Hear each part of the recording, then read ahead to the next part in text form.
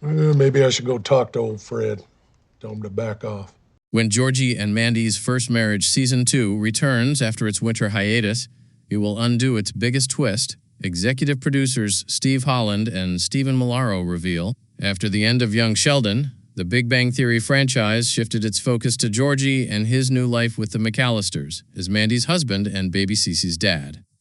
Individually, however, Georgie and Mandy's First Marriage also gradually tackles his arc towards becoming the owner of Dr. Tyre.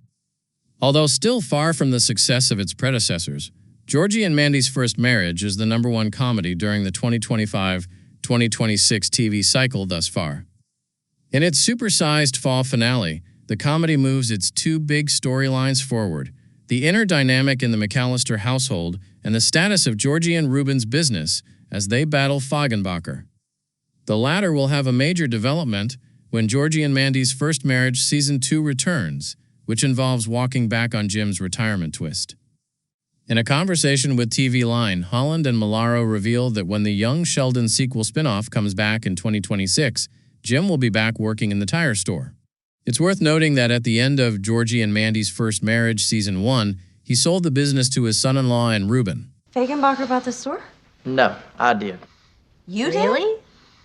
We did, and Ruben.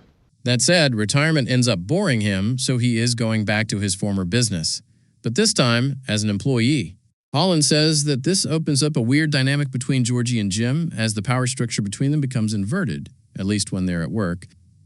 Meanwhile, Milaro adds that Georgie is now the boss of his father-in-law, someone who's older than him and ran this store before he got there.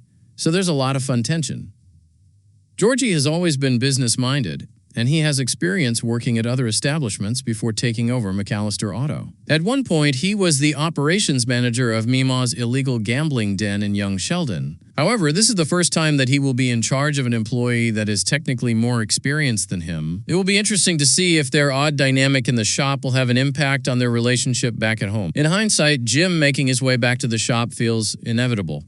Without it, he doesn't really have anything else to do. In the last few months, Georgie and Mandy's First Marriage attempted to give him compelling storylines, but all of them ended up being one-timers. It will be exciting to see how his employment pans out with Georgie and Ruben as his bosses.